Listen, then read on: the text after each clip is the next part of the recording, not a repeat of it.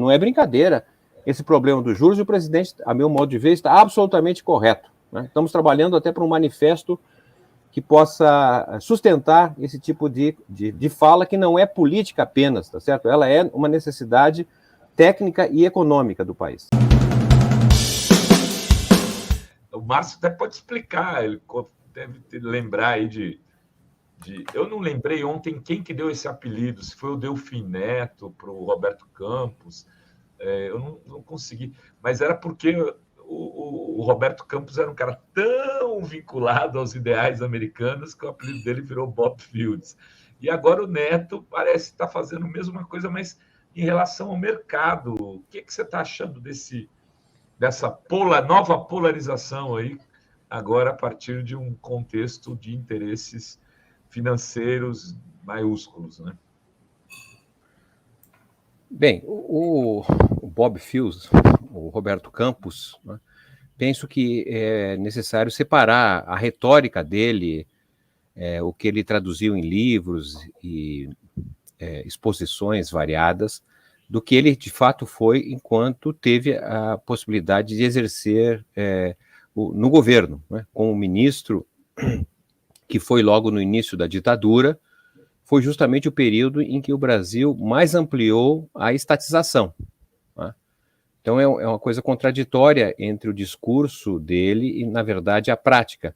Eu diria assim que os bons liberais no Brasil têm uma retórica afiada, mas uma prática que deslocava da sua retórica, né? Já o Neto, o Neto não é um grande expositor, ele não é alguém da academia, não se caracteriza por debates públicos, né? É alguém próprio do mercado financeiro, alguém que se constituiu dentro destas especificidades, e ele tem sido uma trajetória mais recente, digamos assim, de condução do Banco Central, que se transformou numa espécie de uma cadeira giratória, né? Ou seja, está no mercado financeiro privado e vai para o Banco Estatal, para o Banco Central, e posteriormente volta para o mercado financeiro. Então, são ligações muito diretas, né? E penso que ele, de certa maneira, executa algo que se constituiu durante a maioria do Plano Real, né? Que, de certa maneira, fundou as bases pelas quais o rentismo vem ganhando primazia no Brasil. O Banco Central é hoje uma espécie de bunker desses negócios financeiros.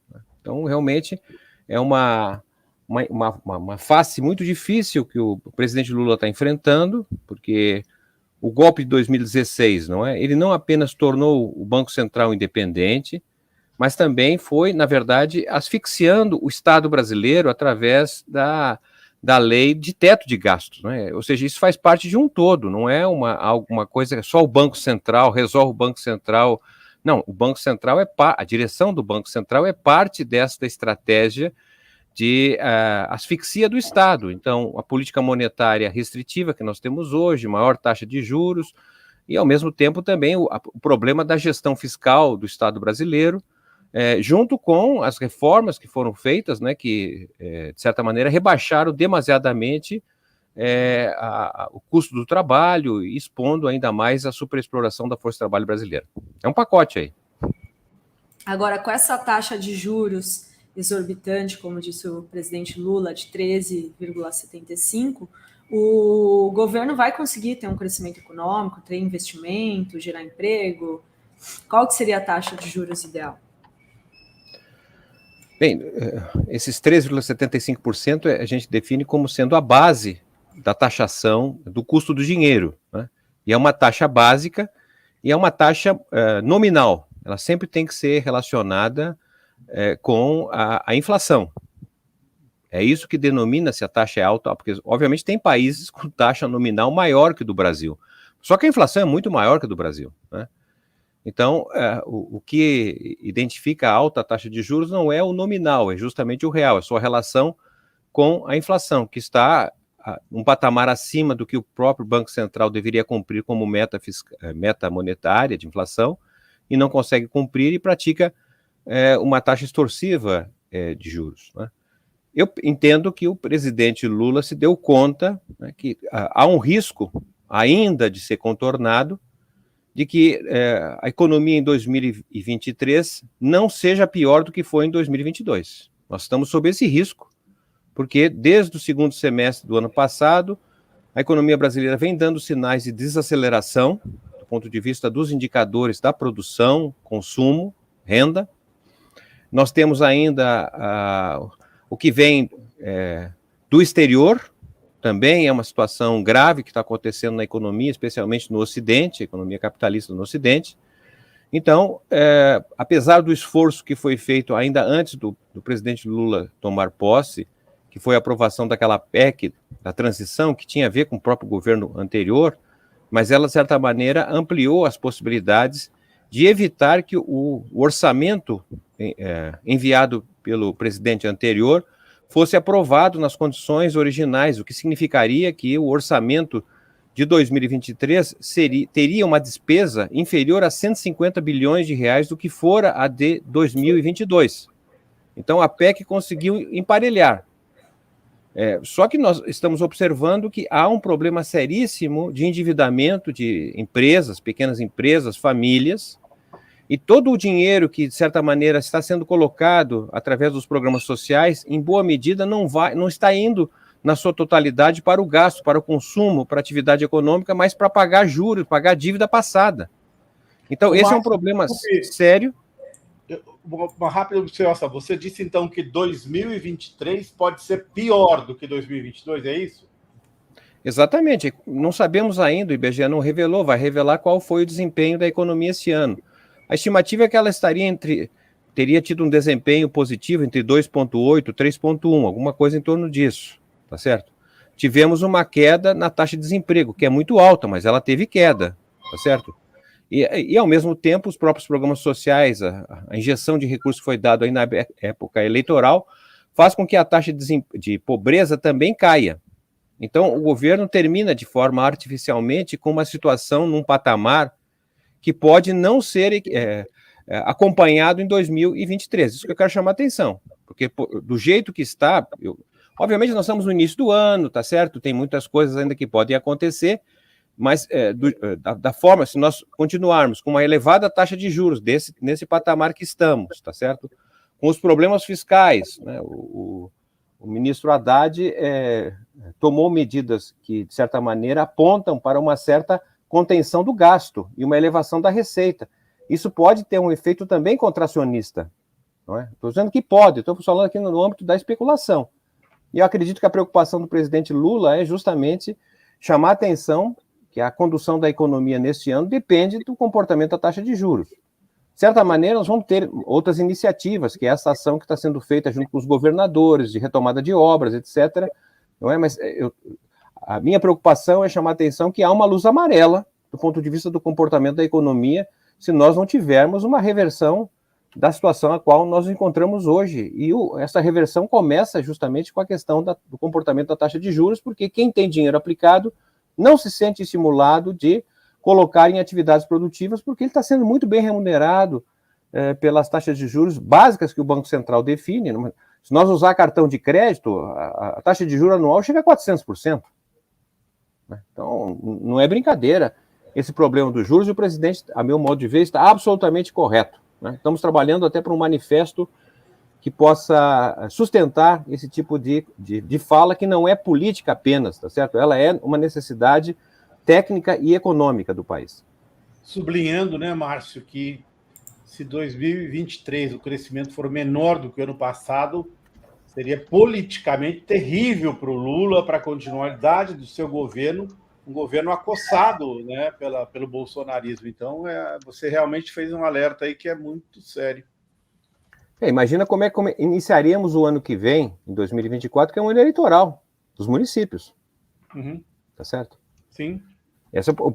Como é que vai comportar o comportamento da inflação? Né? Como é que a Petrobras vai resolver o problema do preço do petróleo? Essa é uma outra questão chave, porque terá efeito imediato ou não no comportamento dos preços em geral. Né? É óbvio que estamos falando aqui de um governo que mal começou, que teve distúrbios enormes, né, no seu início, mas é preciso que o governo reaja também com outras ações. Né? Nós precisamos de modificar a política de enfrentamento do custo de vida, não é? A questão dos alimentos, por exemplo, que segue muito elevado o custo de vida. É preciso iniciativas. É claro que nem sempre os resultados são imediatos, mas é necessário plantar a semente para que a gente possa colher um pouco mais à frente.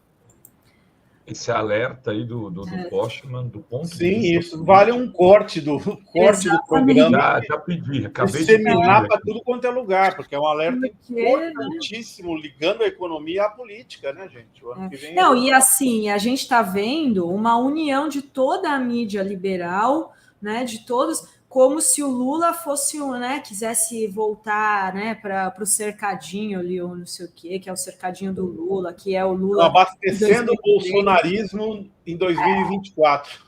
Pois é, e aí todo mundo contra a fala do Lula e pela permanência desses juros altíssimos. E agora é um desafio tanto, né, Postman, para mexer nessa, porque ele ainda tem 2 anos, né, de mandato, né, o Costa Neto, e aí teria que fazer toda uma articulação política para mexer nesses juros.